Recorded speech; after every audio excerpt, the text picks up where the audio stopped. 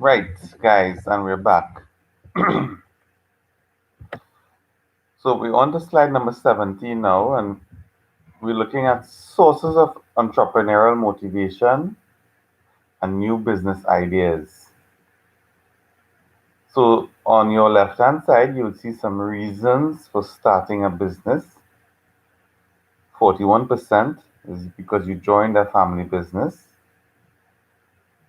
36% is because you want to control your future. And again, tie that back into the internal locus of control. 27% to be my own boss, and again tie that into the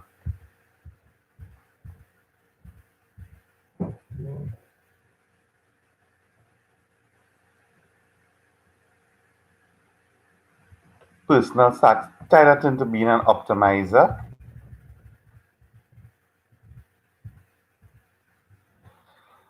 25% to fulfill a dream, and 5% because you were downsized or laid off. Now, we all know that within the past few years, the economy of our country has been under some challenges, and we have had a significant amount of persons laid off. And yes, you would see as a result, these persons who may have been working in the energy industry are now trying their hand at um, transport.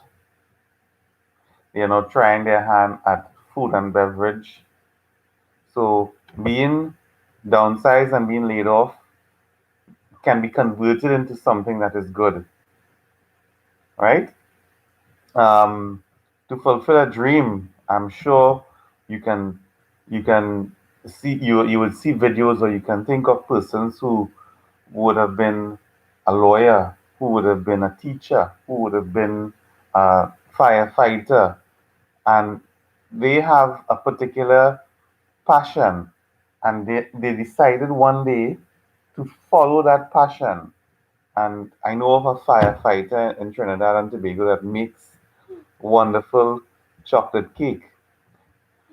So this is you wouldn't expect that a fireman would have delicious chocolate cake.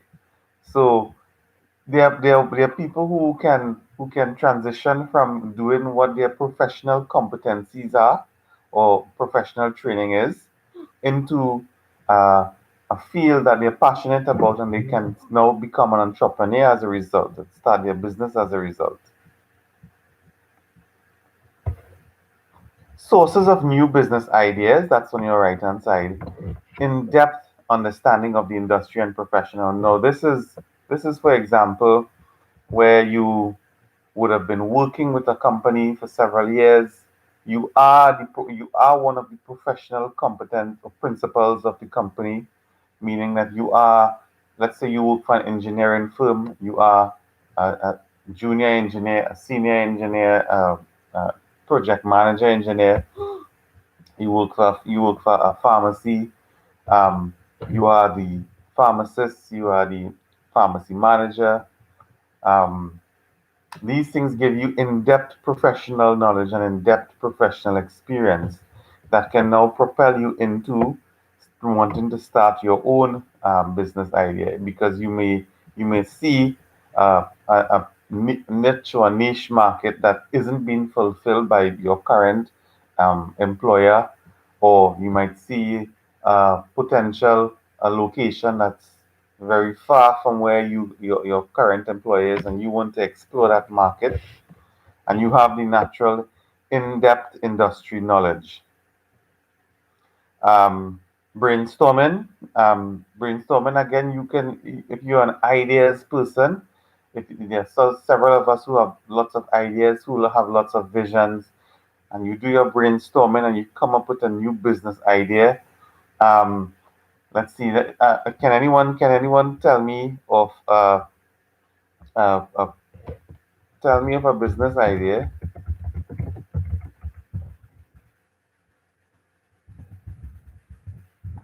that is now successful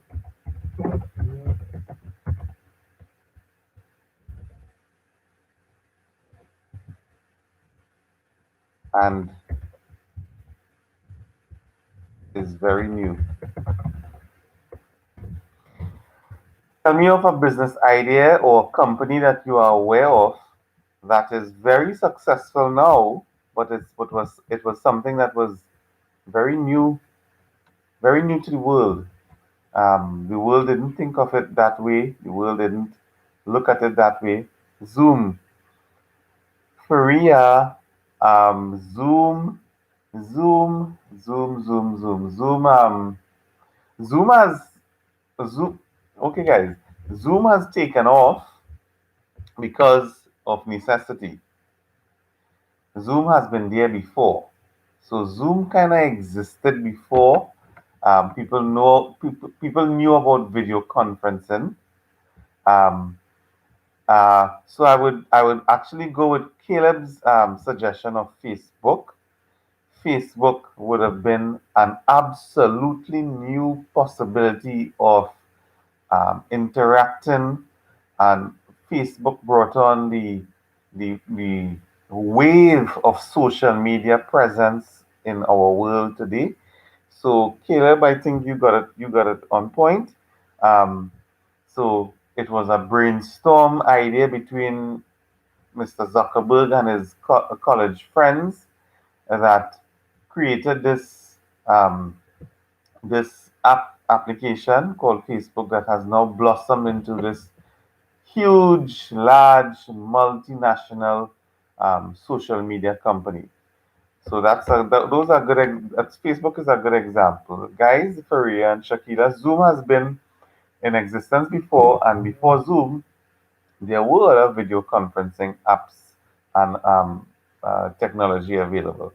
All right, so Facebook is definitely a good answer. Copying someone else. Now you would. I'm going to tell you the term right now. Imitation is the sincerest form of flattery. I'm just going to put this in the chat just to entertain you guys. Imitation is the sincerest form of flattery. And what does that mean? That means that if someone is imitating you, you should be flattered. You should not be offended.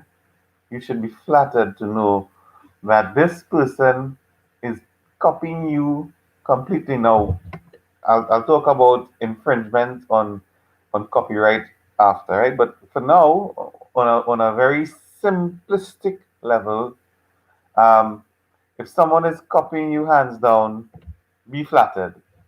Pat yourself on the back to know, well, clearly I am doing something right for this person to be completely copying all of my ideas and patterning exactly what I do. So imitation is a sincere form of flattery, and the other part of it um, is there is something called copyright laws and proprietary laws, and we have them in Trinidad and Tobago as well. The most familiar you all would be available is you all would know is you would go into a bar, or you would go into a club, or you would go um, into a store, and you would see by the cash register a circle sticker that's that's on the counter, and it says COTT, Copyright Organization of Trinidad and Tobago, and that's there so that they can play music. Teresa is saying fashionable mask making industry is very new and becoming successful. Fashionable mask making. Um, so I would say yes to that, Teresa, if mask wearing becomes a mainstay for years to come. I don't foresee it being a mainstay for years to come because I am really optimistic that we're going to be getting a vaccine soon, and we're gonna not need to wear masks so regularly. But it can become one of those business ideas that came out of brainstorming. Um, what I would say is like an augmented mask. So, okay, so you're saying fashionable mask. Okay, so from that perspective, um, fashionable mask. Okay, delivery services in Trinidad. How come you guys answer me so late? We already moved past this. Delivery services specifically in Trinidad. Kavita KR, I would say not so much because we already had delivery services of online stores. We already had delivery services of drug distributors. Groceries were already doing delivery services. So it's not something new. Um, Apps where you can order food online. Now, that is something that is pretty new. It has been in existence in India and some other parts of Europe and even in the States. So, yes, food delivery is definitely something that didn't exist before and is now taking up. Well, I shouldn't say it's KFC always delivered before. So, um, yes, but not so much over the food delivery. Victoria is saying Netflix. Netflix, yes. Netflix was an idea um, that came out and rapidly grew into uh, a mainstay for so many families and so many households. Um, Leandra, so the same point that I said about Korea, Food Drop and Hello Food and Uber Eats, yes. Those things are relatively new, but remember, we already had delivery services of food already. I guess what you all are trying to say is that food delivery services of anything before we were accustomed with KFC and Pizza Hut delivering, Papa John's delivering, but now there's food delivery of everything. And likewise, in pharmacy, there is delivery. Well, I would hope that most pharmacies would adopt this delivery service as well. All right, and find your answer me a little later. These late answers.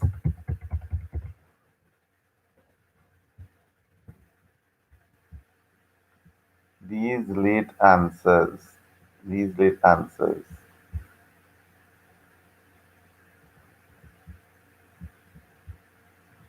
Not even getting the emoticon to late answers. Late answers. All right. Getting back to the lecture. A hobby. Now the hobby is similar to the left hand side of fulfilling a dream. Your hobby could be a passionate something passionate that you're passionate about that leads you to start into a new business. And other could be sometimes you simply had no idea that this is where your life would be 10 years ago, and you are now into a completely different business set. You might be a foreign exchange trader, you might be an insurance salesman, you might be something that you never thought that you would be, but you are in. You're comfortable, it's fine, it's making money, you're doing well, you're happy, right? So that's the other part of sources of being a business owner, right? Um, Moving on. All right, so we're going to get into some nitty gritty. We're going to talk about business, a business plan here. A business plan is, and when you think plan, I want you to think blueprint. Let me put this in the chat. Plan equal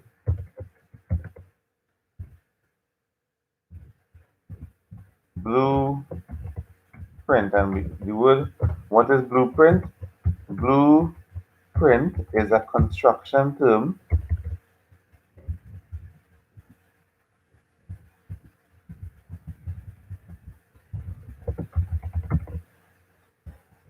to mean exact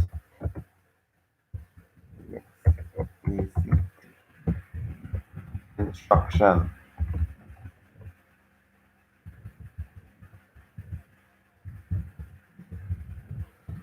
All right, so a plan is a blueprint. What is a blueprint for some of you who don't have an idea? A blueprint is a construction term that means it's an exact instruction reference for completion of your project. So with respect to your business,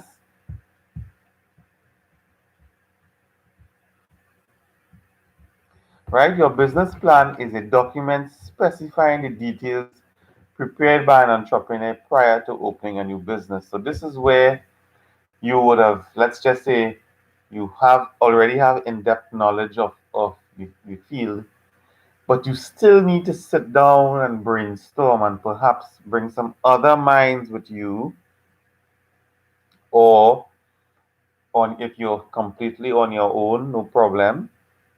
You do your research and you create a business plan. Now we're going to do business plan perhaps in the next 2 to 3 weeks in this course, which is going to detail how a business plan is done. And the business plan must have a clear vision. It must be realistic financially. It must have a target market, industry competitors, your management team, risks associated, and where you're going to get this money, how you're going to use this money. A business plan is something detailed, just as any plan needs to be detailed, guys and gals. If you have a plan to complete a degree in pharmacy, you want your plan to be detailed. Yes, I know at times people start off things without knowing exactly what they're going to do, but I'm encouraging all of you to have your plans done and be prepared. It's better to be prepared than to not be prepared. So, plan for your entrepreneurial activity. Sit down and think about it. Sit down and think about um, situation A, situation B, situation C. Don't get completely lost and caught up in the the intoxication of your vision. I'm using that phrase. Don't be completely sold into what your vision is or what you think is going to be successful, and not be the devil's advocate. While you are sitting creating your plan, a plan is something scientific, something research based, something that has strong analysis. A plan must be done completely and properly, because your business plan is not only a guide for you, but your business plan will be now considered by financiers, whether be it the bank or whether be it other persons who are you're trying to court to get their money to start this business. They will be looking at your plan. So your plan, your business plan cannot be a joke. Your business plan cannot have huge gaps. Your business plan must be realistic. All right?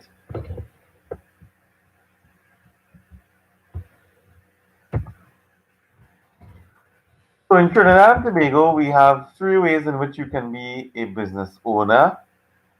Sole proprietorship is an unincorporated business that's owned by the individual for profit. Now, essentially, a sole proprietor is the business. So if you have the name of a business, and we can call it um, Steve's Electronic Repairs, and you register yourself as Steve's Electronic Repairs in the Ministry of Legal Affairs Registry. The business is Steve. If some issue happens with Steve's Electronic Repairs, there is redress from Steve's personal accounts as well. So a sole proprietor is the person, the individual is also the business. Understand that. And I take this opportunity now to encourage all of you, when you become graduates, or even before you become graduates, try and register yourself as a sole proprietor, or register yourself as a business, as an individual. It's going to push you to think entrepreneur in an entrepreneur mindset, and it's also going to save you on some taxes. If you are a sole proprietor, if you are a company, you go and work for a salary, and whatever your salary is, that's what you'll be paid. There is no tax deduction by your employer. They are paying you as a contractor. And you, as a sole proprietor, you are now responsible for your own taxes, your health surcharge, your national insurance, and your income tax. And as a business, you are you have certain options available to you as a business to have concessions or breaks on tax. And I'm saying this because the current tax rate in our country is 25%. So let's just say, for example, you work for $10,000, there is a tax break of $6,000. So your taxable amount is now $4,000. The government is going to take 25% of $4,000 as PAYE. So that's $1,000 coming out of your salary that goes towards tax. Whereas if you're a sole proprietor and you negotiate to have your salary of $10,000 paid to you, that's what you get. You get $10,000, and you are now responsible for calculating your taxes as a company. All right? And your accountant is going to aid and assist you so that at the end of the year, you shall be paying far less taxes than an employee would. So I'm encouraging you as young professionals to look into registering yourself as a sole proprietor or as a business. Okay? A partnership is another unincorporated business or businesses owned by two or more people. So a partnership, just fresh yesterday, I was reviewing this as well. A partnership is actually not too much of a good idea, um, because it does now, because it's unincorporated, it can have liability of the all the partners. One partner can do some stupidness in the venture, and all partners may have to pay the price of it. So it's not too much of a good idea. There are some occasions where partnerships can work, and partnerships are good ideas. And finally, we have the most common one, which is a corporation. And a corporation is an artificial entity created by the state and existing apart from its owners. So let me explain this some more. A corporation, and nearly everything that you know as a business is a limited liability company or a corporation. Um, so it's an artificial entity. So it's an entity, right? It's an entity that's created by shareholders or it can be created by some one person that now may have shareholders. And it's a body that has persons who are running it, but it's a body that exists and operates and is responsible for itself. So whenever you see something limited, that's a corporation or a limited liability company. So let me think of Prestige Holdings Limited is the first one that comes to mind. The owners of KFC and Subway and Pizza Hut, the franchise. So they are a limited liability company. Um, Prestige Holdings have shareholders and have directors. Prestige Holdings itself is a an entity that has assets, that has cash in the bank, that has infrastructure, that has employees. The liability of Prestige Holdings remains only with Prestige Holdings, meaning should an issue arise that is linked or connected to Prestige Holdings, liability is only to Prestige Holdings and not to its shareholders and not to its directors. So if someone has to litigate, if someone has to make a complaint, if someone has to give money to, they're giving this. It happens to Prestige Holdings only. I hope you're understanding that um, as a shareholder of a company of a limited liability company, you are insulated from liability of the affairs of that company. Let me repeat it. As a shareholder or as a director of a limited liability company, your personal accounts, your personal assets are personal, insulated from the assets and the affairs of the company,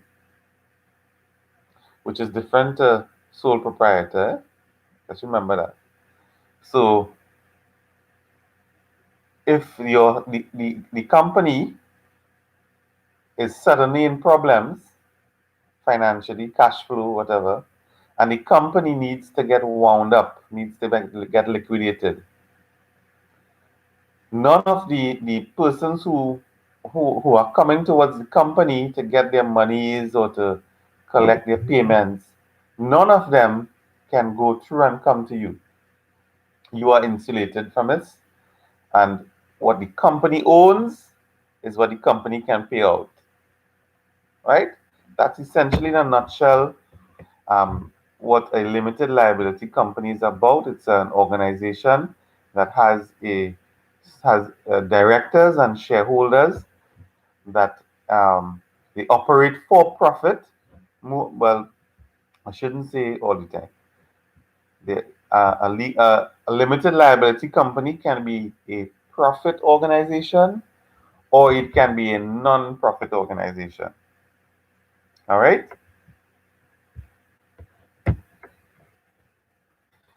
So financing and gals and guys, this is an important component of entrepreneurship. Financing. Where are you going to get the money to start your project? And let me ask you all in the chat,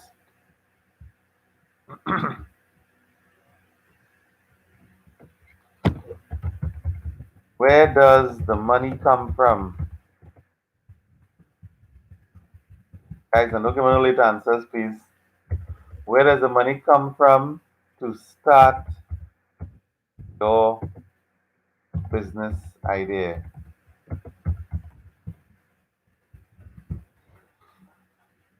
Where does the money come from, guys?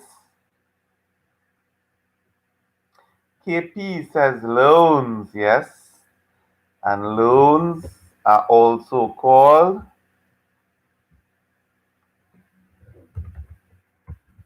loans fall into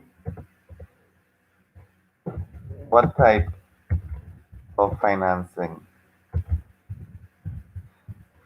And KR follows KP right behind.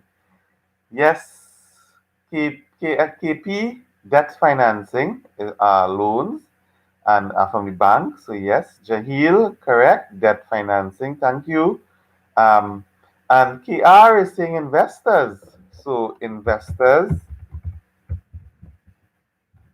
fall into what type?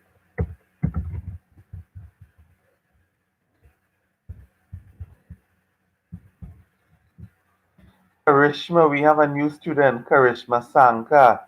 Yes, debt, right?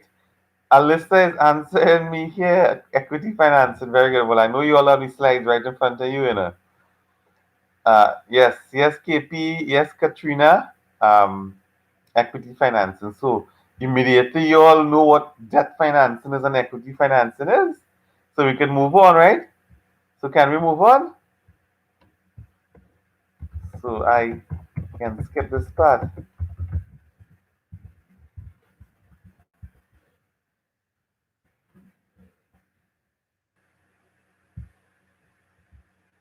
Bradley, what you don't understand?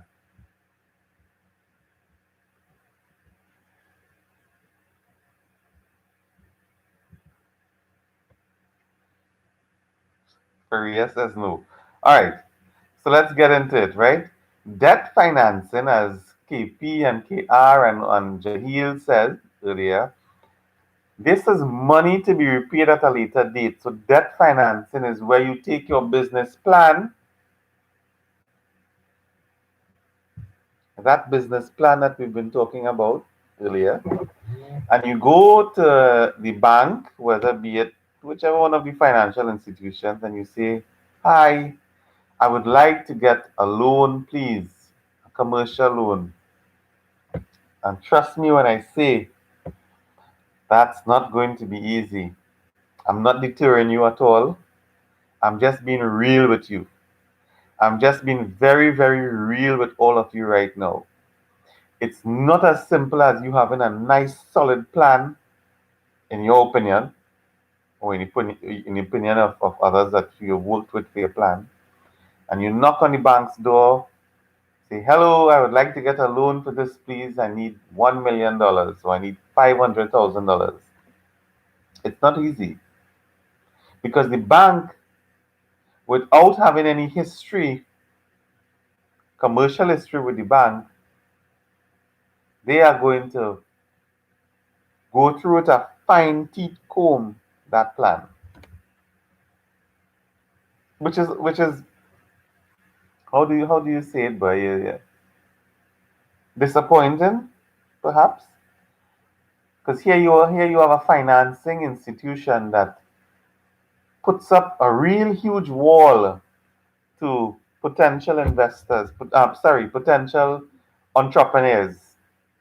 That's a real fact. I speak from experience. That's why there is a proliferation. You need collateral. Yes, Teresa, believe it or not, they'll ask for collateral. But I want you to imagine for a moment, Teresa, that you are a young pharmacist who don't have any family help, don't have any inheritance, don't have any savings, don't have any assets. Where are you going to get collateral for that business loan? And it brings me to the point I was just about to make.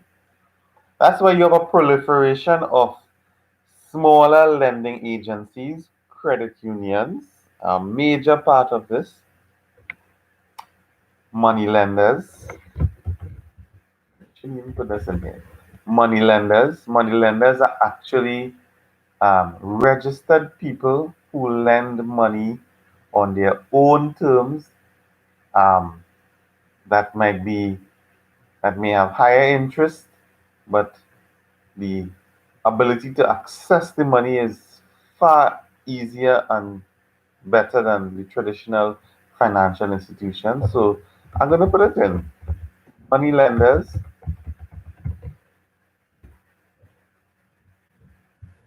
banks, credit unions,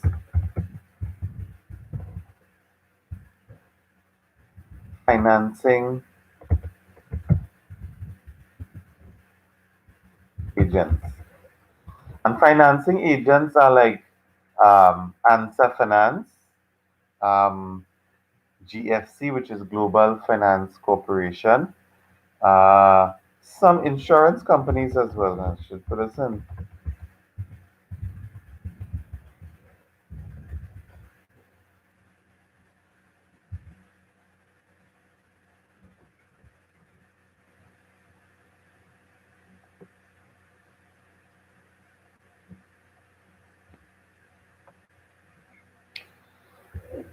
Some insurance companies as well. All of these people who I just listed above, they can be involved in debt financing because they usually have a fair amount of cash stored and available to lend, right? So these guys who are these companies who I just listed, they usually have a fair amount of cash available to lend. So that's why they can be involved in debt financing. And all of these different people have different rates of interest that would be repaid and terms and conditions that would be repaid on your loan. All right. So financing via debt financing is definitely one of the ways in which to get resources for your project and must now be included in your financial statements and in your income statement, your monthly income statement for monitoring because you're going to have a monthly loan repayment figure. All right. So in debt financing, let me ask the question: Is there any shared owner? Is there any shared ownership in debt financing?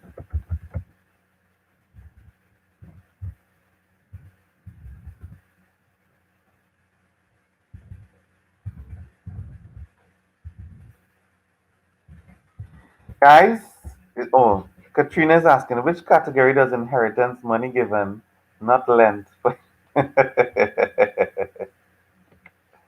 Katrina, I'll answer that's not right. Is there any shared ownership in debt financing?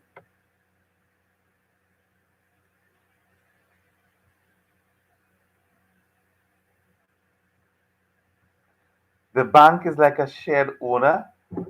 KP, are you asking or what are you doing here? Are you asking, are you thinking that the bank is a shared owner, or are you asking me genuinely, is the bank a shared owner? You're asking. Okay, and let me get some more answers. Jahil is saying no and Jahil, what do you mean by no and yes? All right, I just have to switch to my charging point here.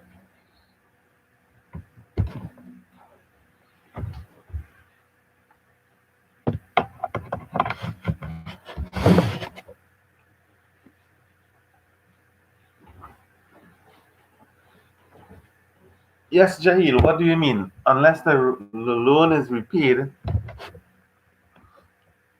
right? Let's see me fine. Yeah, good.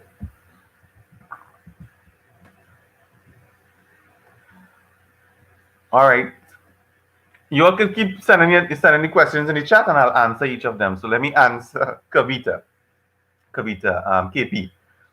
So the bank is not a shared owner because the loan is not a mortgage.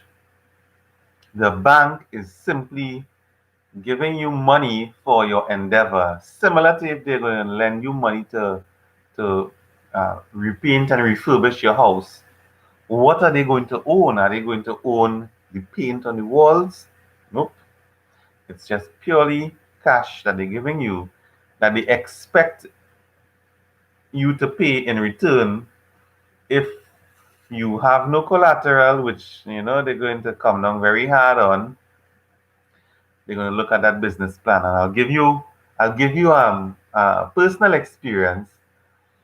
The bank gave me so much trouble to actually get a loan approval, even with projected financials. And I must say, I did not present a formidable business plan or a complete business plan um, so many years ago. And what the bank considered were my professional qualifications and my past job experience as a factor in giving the loan approval.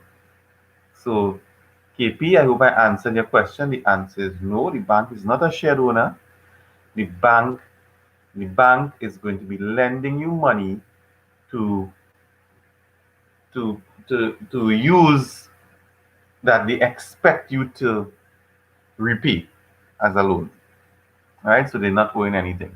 Jahil is saying unless the loan is repaid, then isn't the bank technically the owner?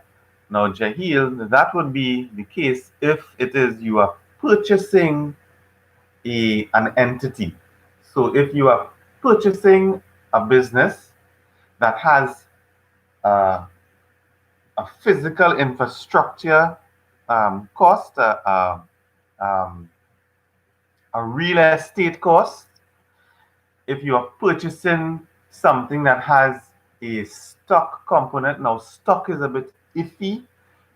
Generally, the financial institutions don't hold stock as collateral, but they would hold land and they would hold a physical infrastructure or real estate as tie it into a mortgage. So, Jahil, to answer your question, if your loan is a mortgage or if you are using that loan to buy something physical that they can take ownership of, then no, the answer is no. Same as I said to KP, they're not the owner because you're asking for loan to buy stock and to buy equipment. Yes, they may want it, they may be able to take ownership of equipment to resell, but it's very difficult to take ownership of fluctuating stock levels and things that the bank cannot convert back to cash. Teresa is saying, doesn't the bank own the property or whatever you are taking the loan for until it's paid off? Yes, Teresa, that's right, because if it's property, if you are going to the bank to say, I would like to start a business, and to start this business, I need this property. The property, now follow me, the property is worth 500,000, but I'm asking you, the bank officer, the bank, the good old bank, for $1 million. The bank is going to ask, well, what's the other 500,000 for? Oh, that's to pay staff for the first 6 months when we won't make a profit. Oh, that's to pay for stock. Oh, that's to pay for lighting. Oh, that's to pay for cameras. The bank would say, oh, okay, you'll get 500,000. The bank is only going to be interested in giving you a loan for something that they can recoup should something happen. Should something happen. All right. So Teresa and guys, just respond to me and tell me if you understand my explanations. All right. So KP, I need a response from you. Jahil, I need a response from you, and Teresa as well. So the bank will not own anything unless it is you are indeed um, buying property, and in that case, all the bank owns is the property. All right, guys, just hold on 1 minute there for me.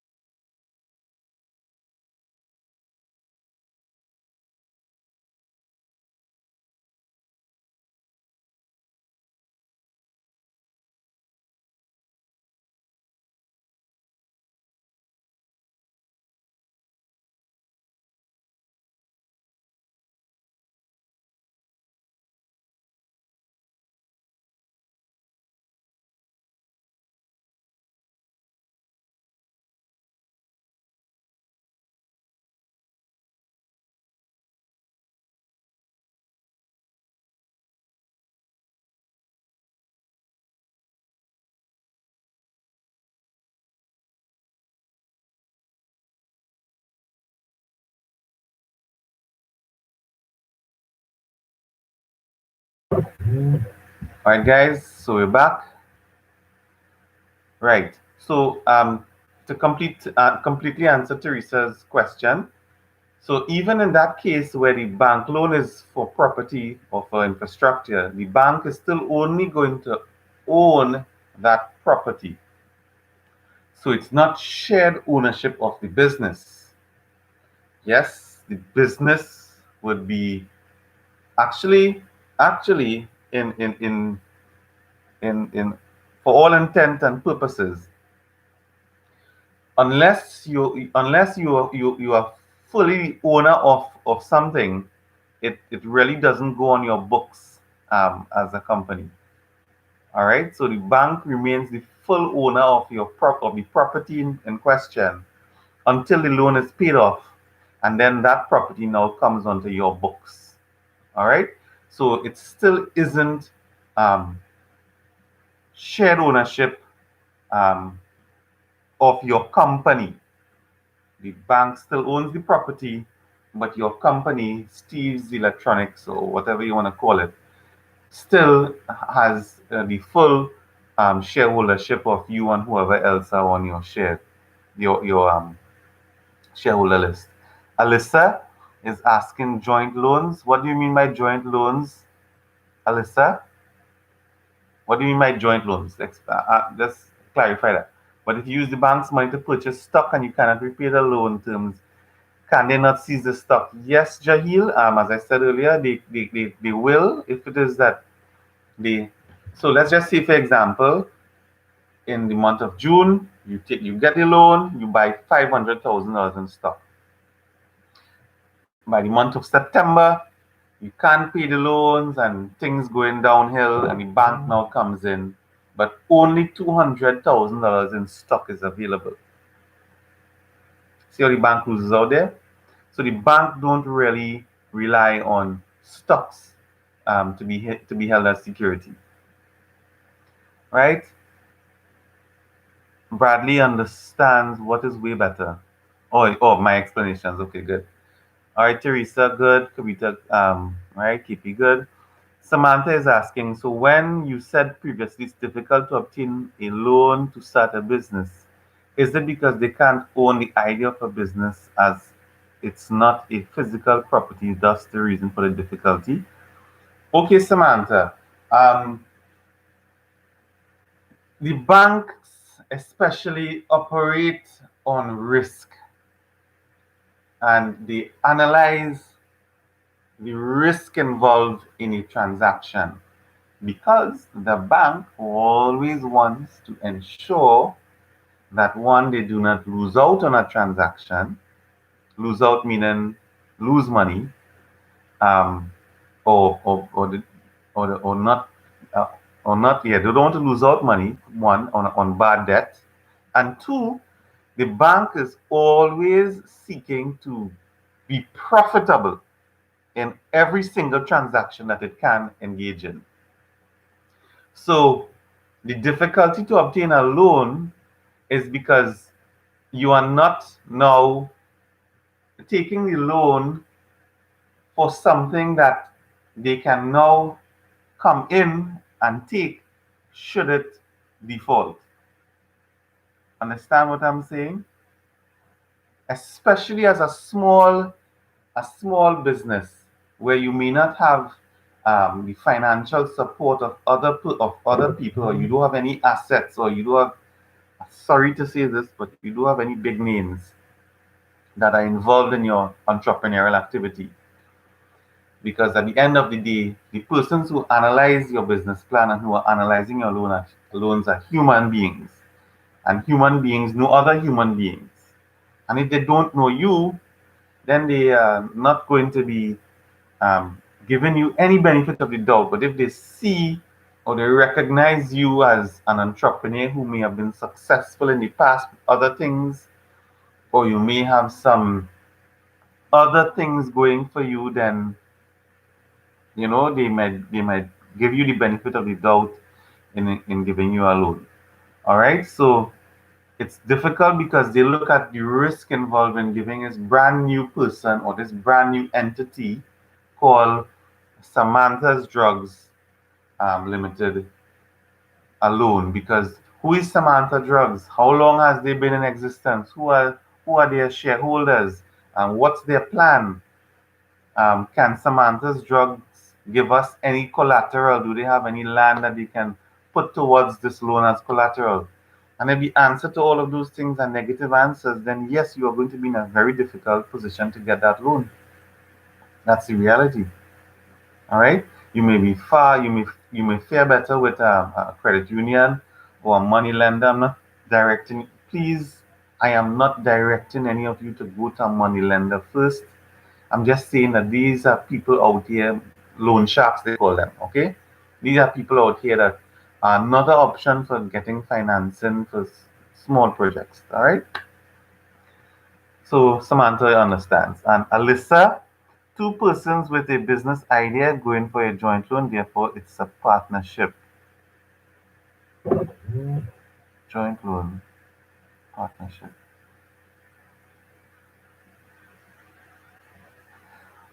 Um, Again, Alyssa, that partnership would need to be very detailed and explained. Because remember, I said earlier, partnerships aren't all that good ideas. Isn't a very good idea for entrepreneurship or entrepreneurial activity. Um, Two persons with a business idea going for a joint loan. So that actually would be two persons with a business idea has formed a company, and the company is Alyssa and George's Services, pharmaceutical services, and they formed this company, and they are now going as the two principal shareholders of the company on their business plan, and they now go to the bank saying Alyssa and George's Pharmaceutical Services would like to apply for a loan, right? So that's the recommended way to go. Alyssa, tell me if you understand. All right. So let me see. We are on. Okay. So we spoke about debt financing. Let me see how much more. We have some important things to do here, now, guys, and we are out of time. Um, the other class is expected to start shortly. Uh, um, yeah, what we'll stop here today, and next week we'll continue with this, because when I look at when I look at your lectures, we have one, two, yeah. So we'll continue on with this next week, and we'll take it from there. So I hope, let me get some feedback from you guys. Okay, Alyssa, good. Oh, sorry, Katrina. Sorry about that. Let me see what's Katrina's question. Right. Okay. Which category does inheritance, money given, not lent for exchange of ownership? Not lent. Okay, fall into. So that would fall into shareholder capital. Katrina, that's shareholder capital. Now you have some money is given to you, and I urge all of you, please, if money is being given to to you to start a business, please, let's hope that this money is being given unconditionally and there are no strings attached. Ask in advance. It might be a great thing to see mommy, daddy, grandpa, uncle, or brother wanting to, or sister wanting to give you this money to start this business. But make sure there are no strings attached. Make sure that they don't expect anything in return. Make sure they're giving this to you with a complete, objective, and unbiased heart. That they are not now silently wanting to be in control of your business or expect some sort of return. All right. I'm all for it. I'm happy about you're getting this invest startup capital, but make sure it's startup capital that you can use without reservation. All right. So Katrina, I hope that answered your question. That would be considered to be startup capital. investment capital, shareholders capital, right? Money that you have to start the business. Okay? So, good? Great. So, any more questions before we close for today and we'll restart? We'll continue again next week. Any more questions on what we did so far, guys? Any queries, any comments? I'm very happy to see the amount of interaction. Hopefully, when we get onto Blackboard Collaborate, you all can be able to speak freely rather than have to type. So this is good. I enjoyed. I hope you guys enjoyed. I hope you guys learned. Brandon is Brandon. Is it Brandon? Brandon? Bradley. Sorry, Bradley. Bradley, I'm glad that you understood this debt financing better, and I hope I cleared up um, any preconceived notions or conceptions that you may have had in your mind about the good old bank. The good old bank is the good old bank. Okay, the good old bank likes you when you work for a company and has a pay slip and has a salary that is consistent, because that's what the bank likes. The bank doesn't like risk, or they don't like risk from you. They can take your money and they can engage in risky investments to get high returns, right? Because they have professionals there analyzing it. But they are very wary of you being risky and taking risk with an entrepreneurial activity. So the good old bank they always ensure that they remain profitable, and we all know how much profitable banks can be, and we all know how I hope you all know that banks can also fail. So I don't want to keep you further. If there are no more questions, guys, thank you very much, and I'll see you all next week. Uh, I'm not going to see all. It's a completely different batch in the next class, right? Have a great day and week. See you then. All right. So, see you guys. Bye.